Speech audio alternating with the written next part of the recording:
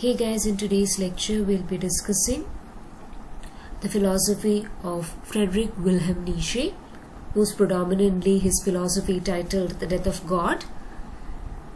Along with that, we'll also be looking at his theoretical conceptions on the concept of morality, Übermensch or Superman, and we'll also be discussing nihilism.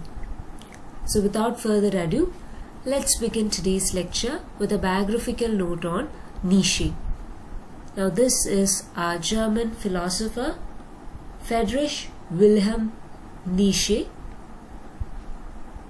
Friedrich Nietzsche was born in rural Prussia in the year 1844. He was the son and grandson of Protestant ministers, which means that he had a Protestant ancestry.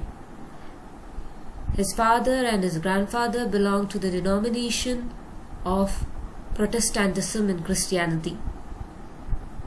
His schooling and university studies were based on the classics, and Nietzsche was an academically brilliant student. He became a professor at the young age of 24. He was a professor of philology at the Basel University. He was very much influenced by the German philosopher Schopenhauer. Arthur Schopenhauer is a German philosopher, and his magnum opus work is The World as Will and Representation. Schopenhauer embraced the philosophy of will or will to power, and Friedrich Nietzsche was very much influenced by Schopenhauer. In the beginnings, in his early career, Nietzsche imitated Schopenhauer. That's how he began his academic career. Later on, Nietzsche lived a very solitary life, a very frugal life, that of a hermit. He wandered around Switzerland and Italy. So these are the two people who had influence on Friedrich Nietzsche, Arthur Schopenhauer and Wilhelm Richard Wagner. Wilhelm Richard Wagner was a famous music composer and a close friend of Friedrich Nietzsche. Moving on to his early works and influences, Nietzsche's first book, The Birth of Tragedy, was published in the year 1872. And this book is dedicated to Richard Wagner. But this book received a very disappointing reception. But still, Nietzsche continued to write in his idiosyncratic manner, in his own style, which was often ambiguous for the common public to understand. Because his writing was filled with aphorisms, terse or short expressions, pithy statements. It contained wisdom. Nietzsche's works attacked the assumptions of the Western intellectual traditions, like the belief that man is at the center of the universe. Nietzsche questioned the Renaissance philosophy and the concept of the Renaissance man. Throughout his career, he was influenced by Schopenhauer, as I said earlier. Another interesting thing that you need to know about Friedrich Nietzsche, but that's of little importance, is that in later life, when Nietzsche descended to insanity, it is a fact that Nietzsche became mad in the later part of his life. At that time, it was his sister who took care of him. And his sister had anti-Semitic sentiments. What do you mean by anti-Semitic sentiments? Anti-Semitic sentiments means his sister hated Jews. She was pro-Nazi. So his sister appropriated his writings to sound like Nietzsche was a pro-Nazi and Nietzsche was anti-Semitic, but Nietzsche was not anti-Semitic. Nietzsche was not pro-Nazi, but his sister appropriated his writings and made it look like Nietzsche was anti-Semitic. In the early 1880s, Nietzsche severed his philosophical ties with Schopenhauer, and he even severed his social ties with Wagner. Remember, Wagner was his friend. He had very little friends in the later part of his life, few friends, and his work became more alienating because he was not in any of the social circles, and most of his works remained unsold. But eventually, his works attained worldwide fame, and this was 10 years prior to his death. In the last 10 years of his life, suddenly there was a wide interest in his writing, and interest was generated in his writings. And the sad fact is that Nietzsche, for the later part of his life, since Nietzsche was mad, he was probably unaware of this sudden fame that he received from the general public. He suffered irreversible breakdown and he remained mad until his death. Now let's try to make sense of some of Nietzsche's philosophical arguments. The one that you have to study in detail is the philosophy named as the death of God. So Nietzsche agreed with Schopenhauer that there is no God. So in the beginning it was Schopenhauer who put forth this thesis that there is no God, and Nietzsche agreed with Schopenhauer that there is no God and that we don't have immortal souls. Now, in Christianity, they believe in rebirth. In Hinduism also we believe in rebirth, right? So we believe that our soul cannot be corrupted, or that our soul is immortal. Our body is mortal. Our body can be inflicted with wounds. We can die, but our soul will remain immortal. That is the concept that is there in Christianity. It is a concept which is there in almost all world religions, that we have immortal souls, souls that live and pass on to next life or to the next stage of life. But Nietzsche didn't believe in this. Nietzsche agreed that our life is a meaningless business of striving and suffering. So like Schopenhauer, Nietzsche also believed that our life is a meaningless business. We are forever striving to achieve something, but life is just filled with sufferings. No matter how hard we strive to achieve things in life, in the end we all suffer. But we are all nevertheless driven by an irrational force called will to power, right? We are all driven by this force called will to power. We are all aware of the popular saying, where there is a will, there is a way, right? So suppose if we want something and we strive for it, we might as well achieve it. That is the belief in will or willpower, as some might say. All our energies are channeled towards something, towards an end. So we are all driven by this irrational force. We won't be able to make sense of it, but we are all driven by this irrational force that can be channeled towards different ends. Suppose if you want to make it big in life, if you want to become an actor, if you have the willpower, and if you constantly strive for it, there is this irrational force that is there within you that will force you to become an actor, right? So that is this will which can be found in every human being. So Nietzsche argued that we are all driven by this irrational force called will.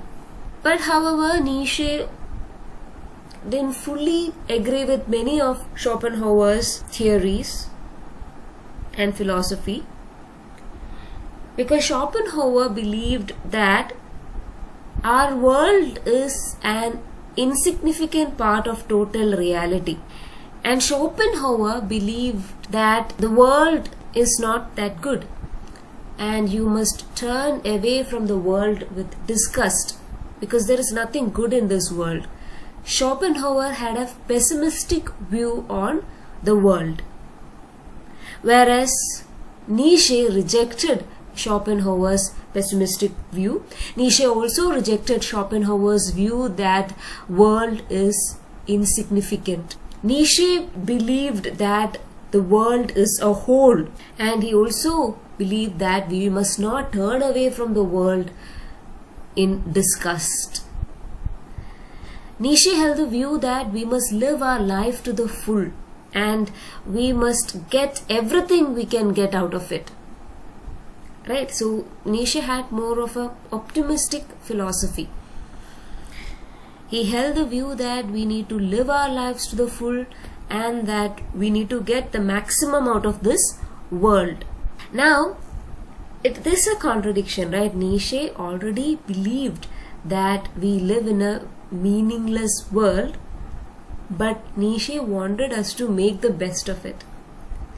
So the central question posed by Nietzsche's philosophy is how best to do with this meaningless, godless world. Our world is meaningless, our world is godless. We'll discuss how our world became godless in the upcoming slides, but our world as such is meaningless, it is godless, and we humans, we have to make the best of this meaningless, godless world. I hope that this was clear. Moving on to Nietzsche's questions on morality.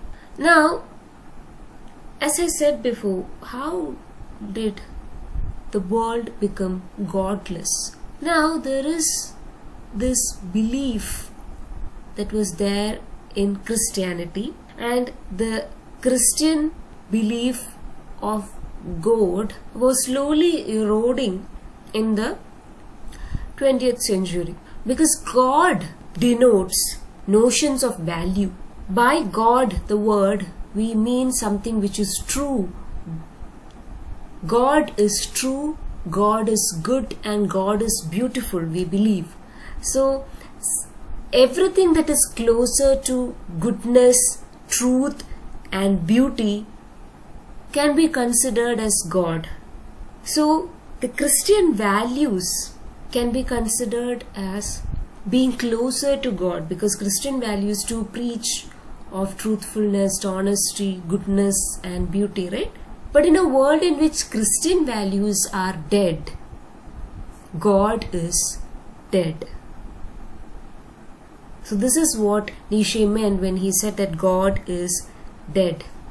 Again, when it comes to notions of goodness, we are left to wonder what is good and what is bad, what is good and what is evil, right? So there is this question of morality that is there in Nietzsche's philosophy. The question where our moral ideas have come from is addressed in detail in Genealogy of Morals. In this essay, which was penned in the year 1887, Nietzsche sets out to challenge our basic moral assumptions, especially the notions of good and evil. Now, Nietzsche describes altruistic, selfless virtues of Christian tradition like pity, self-denial, and self-sacrifice as simply the response of the inferior masses to their marginal position. Now, this is a very complicated topic that we are going to talk about. So when Nietzsche talks about morality, it is not what we think morality is. Because Nietzsche challenges our basic moral assumptions, our assumptions on morality, on the notions of good and evil. Now, Christians believed in self-sacrifice. For them, being altruistic or being selfless was the greatest virtue. They believed in self-denial. What do you mean by self-denial? Self-denial is denial of one's own interests and needs. Suppose you are given a porridge to eat, but you are surrounded by a group of young children who are starving. Now, in that case, you might share your porridge with that group of children, right? So you won't be taking into consideration your own needs, your own hunger. Instead, you will be giving away the food to the starving children. This is a virtue in Christian tradition. We feel pity for the children. We deny our basic needs and we deny our own interests. In a way, we perform a self-sacrifice and give whatever that is ours to the starving children. Now, this may be considered by many as a virtue, because in the Christian tradition, this is still considered as a virtue. But Nietzsche said that this is just a response of inferior masses to their marginal position. So when you talk about self-denial, when you talk about self-sacrifice, it is just a way of evading your moral responsibility, Nietzsche says. Nietzsche says that by denying yourself something, by denying yourself your needs, you are, in a way, willingly becoming inferior. You are willingly taking up the marginal position, right? You are willingly giving away that which is yours. So, in the case of Jews and Christians, they have non-slavery. So, Christians and Jews, they have a slave morality, whereas the Greeks, the ancient Greeks, had a master morality. Nietzsche values the master morality more than the slave morality. Now let's take a look at what master morality and slave morality is. Now, master morality is focused on qualities such as power, pride and hierarchy, whereas slave morality is focused on quality like kindness, empathy and sympathy. So a person with a master morality would try to acquire power, will have pride and will believe in social hierarchies, whereas a person having slave morality will give more importance to virtues like kindness, empathy and sympathy.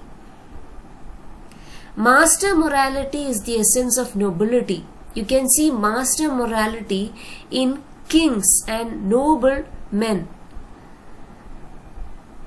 Whereas in slave morality, the essence is in utility. Utility and relief of suffering. More than trying to acquire power, you are trying to live. So it is, slave morality is more based on utility, use, value.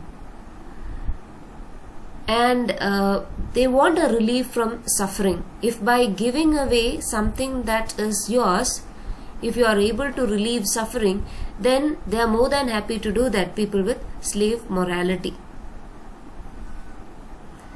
Master morality values qualities such as pride, wealth, glory, ambition, desire for power, popularity, self-worth, courage, reverence and determination.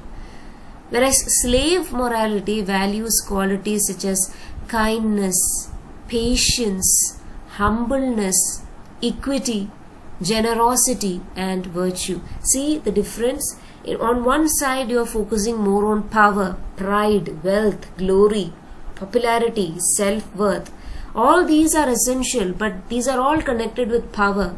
Whereas on the other hand, you believe in kindness, patience, humbleness, equity, where everyone is treated equal, generosity and virtues. Master morality promotes hierarchical and authoritarian principle. A person who functions according to master morality will believe in hierarchies.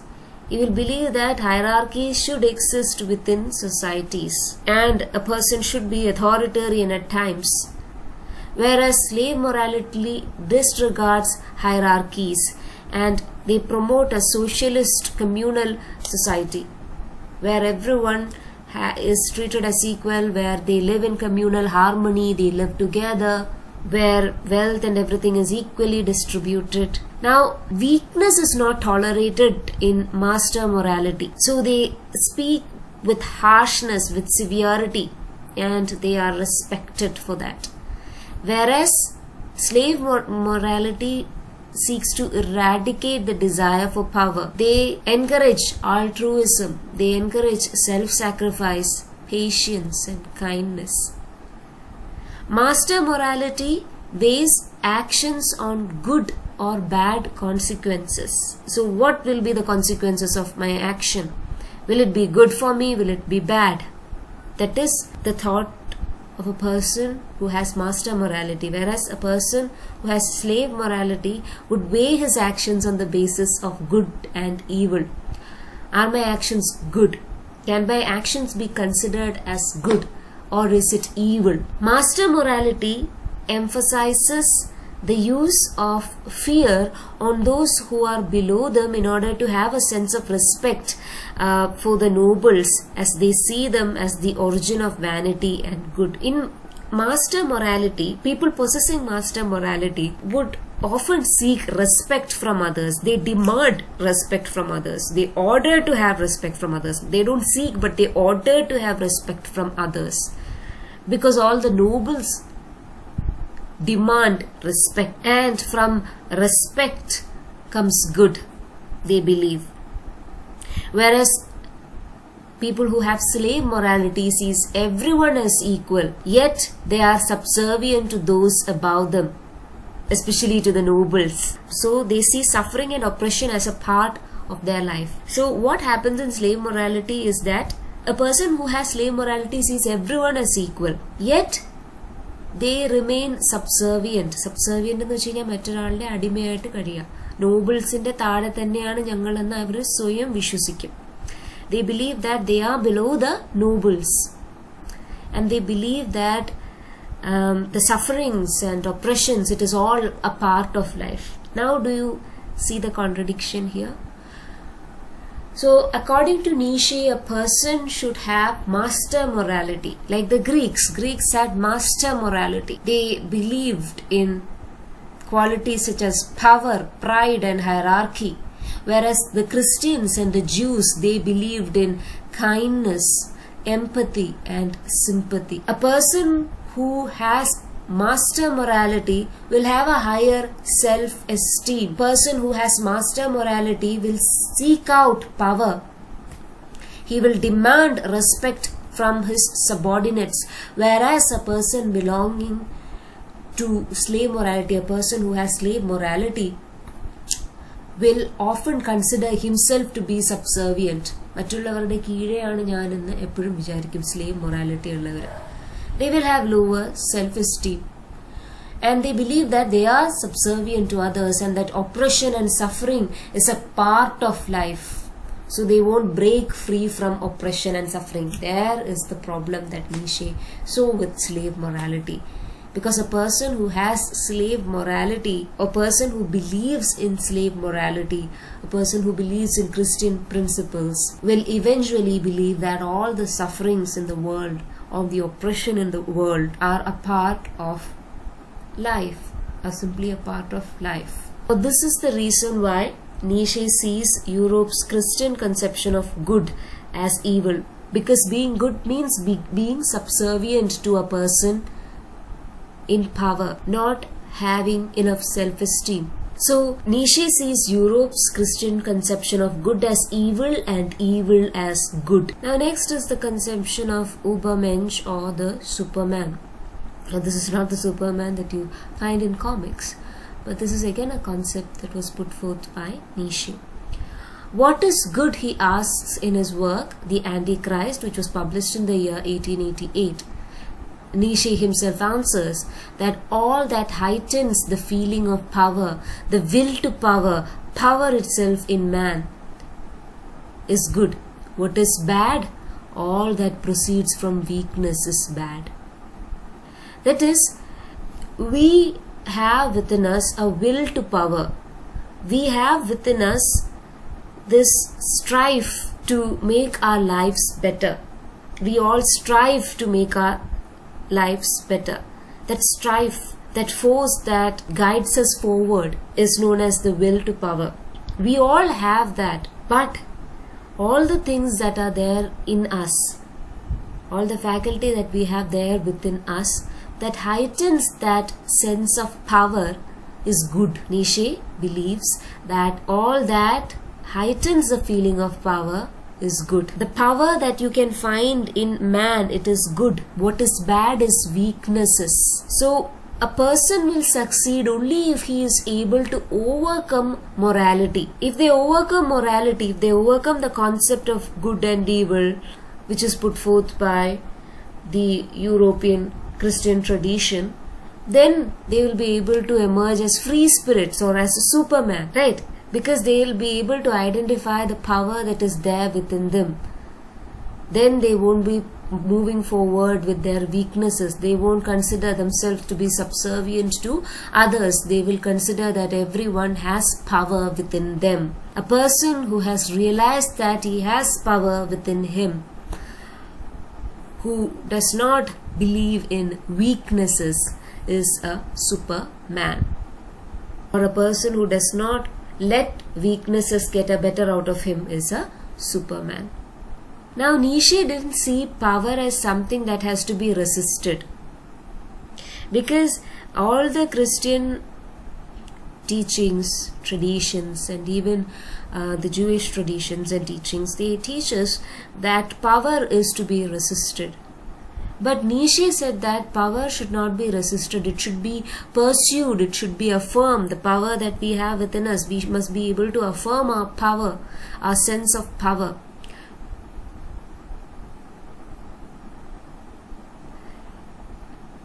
So here he wanted us, or he wanted the world in general, to realize their true potential.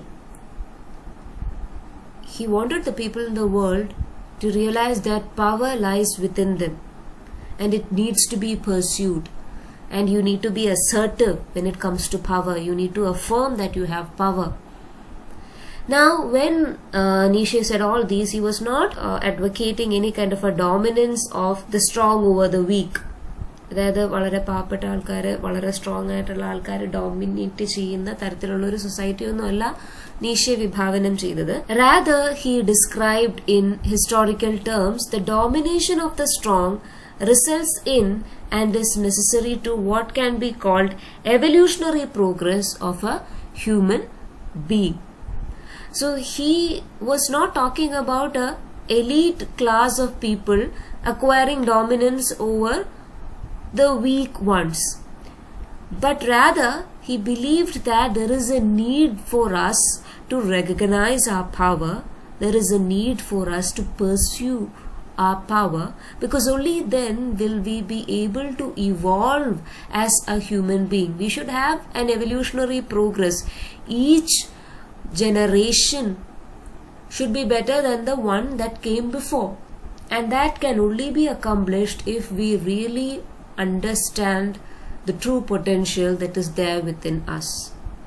So for that we need to pursue the power that is there within us. So he was not talking about a kind of world domination by the mighty and powerful, but instead he was asking each and every person to have strength, to find strength, to find power that lies dormant within them.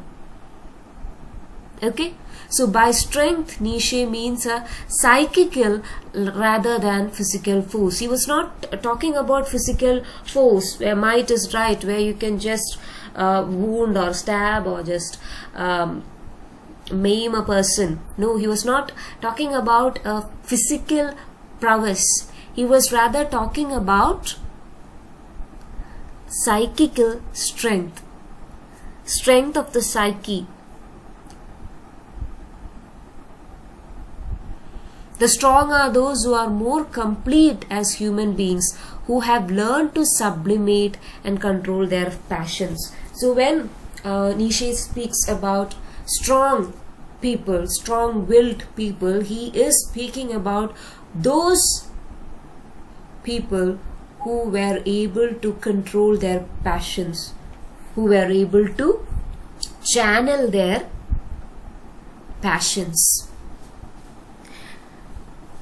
who were able to channel the will to power into a creative force.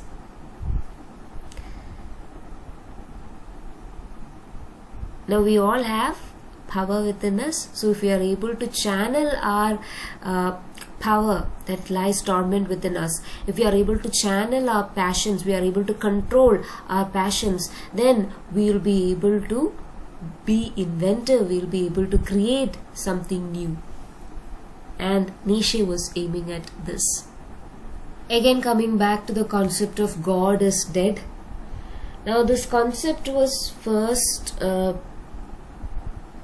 propounded by him in a work named Thus Speaks Zarathustra, and later on it was further explicated in a work named The Gay Science. And I shall be sharing with you an excerpt of a story through which he put forth this concept of God is dead. Okay, so Nietzsche discussed his dictum God is dead in Thus Spake Zarathustra, the work Thus Spake Zarathustra, which was published in the year 1885. So when Nietzsche says that God is dead, here God denotes a totality of notions of value. It denotes everything that is closer to the truth, the good and the beautiful. Now we just heard that all these concepts, truthfulness, of goodness and beauty, these are all related to what? These are all related to the slave mentality that was propounded by the Christian tradition. So the Christians, they believed that truth, goodness and beauty creates a sense of direction in life. It gives a sense of direction in life, right? But we have already discussed that this concept of truth, goodness and beauty, being good, being virtuous, is totally unreliable. Because the more you become truthful, the more you become good, the more you become, the more you focus on beauty, you focus less on power. And in a way, you become more and more subservient to those who are powerful. So when Nietzsche said that God is dead, he was stating that all these Christian values are dead, of goodness, of truth and beauty. All those Christian values are now dead.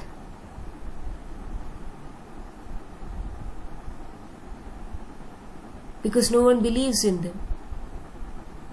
And Nietzsche announced the rise of European nihilism as a characteristic of the modern age. Now what is nihilism? In Nietzsche's work, nihilism, the term is given different meanings and connotations. Now, nihilism is a crisis that arises when there is a mismatch between what we need and what we value, what we need, want, and what we need to value or want to value. Now, nihilism is a complete rejection of all religious and moral principles. So there is this mismatch between what we need to value, and what we want to value. There is always this mismatch. What we want to value and what we need to value. നമ്മൾ എന്തിനാണ് value കൊടുക്കേണ്ടത്, എന്തിനാണ് നമ്മൾ value ആഗ്രഹിക്കുന്നത്, എന്തിനാണ് നമ്മൾ value വേണമെന്ന് ആഗ്രഹിക്കുന്നത്, നമ്മൾ എന്തിനാണ് വാല്യൂ കൊടുക്കേണ്ടത്, എന്തിനാണ് നമ്മൾ വാല്യൂ വേണമെന്ന് ആഗ്രഹിക്കുന്നത്. ഈ രണ്ട് കാര്യങ്ങൾ തമ്മിലൊരു മിസ്മാച്ച് ഉണ്ട്. There is a mismatch between what we need or want to value. Right? Some people might say that they want to value religion, but others might say that there is no need to value religion. Some might say that there is a need to value moral principles, and other might say that there is no need to value moral principles. Say, if you take the topic of abortion for that matter, there is always this question that arises when a person speaks about legal abortion, right? So is it necessary? Is it good in a moral plane? Now, Descartes, the Renaissance philosopher, once said, "Cogito ergo sum." I think, therefore I am. The Renaissance man thought that way. The Renaissance man thought that since he thinks, his thoughts becomes who he really is. I think, therefore I am. So thoughts maketh a man, you can say. But then Karl Marx came and he showed us that the economic system controlled the way in which we live. So the world will have haves and have-nots, and it is the means and mode of production that determines the way in which we live, how products are produced. In the pre-capitalist society, when we were agrarians, our economy was very much dependent upon the landlords. So the way in which we lived was dependent upon the way in which we produced the items that we consume. Cut short to the industrial era or the capitalist era, the time of mass production, the big capitalist decided the way in which we live. This is known as economic determinism. And following Marx, there was this philosopher named Freud. He was a psychoanalyst. Again, Sigmund Freud casted a doubt on man's rational ability to control his own self. So for a long time we believed that man is at the center of the universe, and they believed that I think, therefore I am. So our thoughts makes us. All those thoughts were there, and then came Freud, and Freud said that we are not even able to control our emotions, our instincts. We are not able to control our inner selves, right? So Freud reduced everything to a formula of repression. Most of his thoughts are centered around sex drives or sexual drive. Freud said that we are not able to control our emotions or instincts. There are several other factors that regulate our mental makeup. So together these three philosophers changed the way in which we looked at ourselves, changed the way in which the world viewed mankind.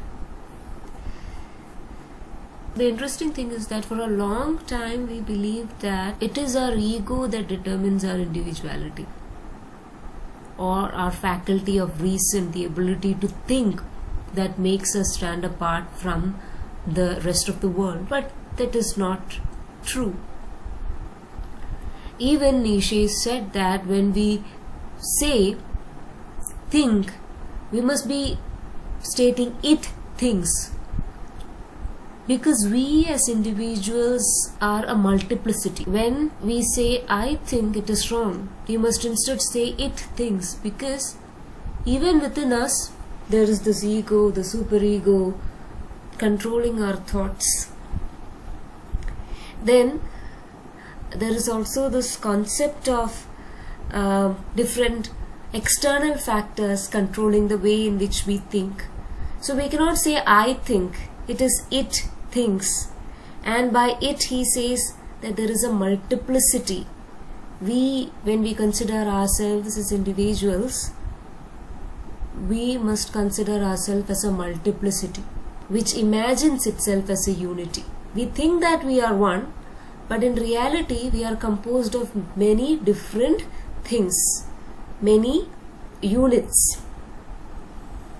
Our thoughts are regulated by our superego, ego and superego. The way in which we live is controlled and manipulated by the external factors or the external environment, even the economy, as Marx said. So we cannot say, or we can no longer say I think, because we are a product of multiplicity. We are a product of different thoughts that come together and we perceive it as one. And he also stated that there are no facts, only interpretations. When you say fact, when you state something as fact, then facts are true. But when it comes to truth again, there are different versions of truth. There is my version, there is your version, and then there is the world's version, right? So there are multiple versions of truth. So you cannot say that there are facts, these are facts, because we have no facts but interpretations. Again, this is another idea which was put forth by Friedrich Nietzsche. So I hope that today's lecture was clear. I know that it is a bit ambiguous, but please go through the notes and try to make grasp of whatever that we discussed in today's class. I shall be sharing with you a short story written by Friedrich Nietzsche to further explain the concept of death of God. So that's it. With that, we come to an end to today's lecture. Thank you for listening. Take care.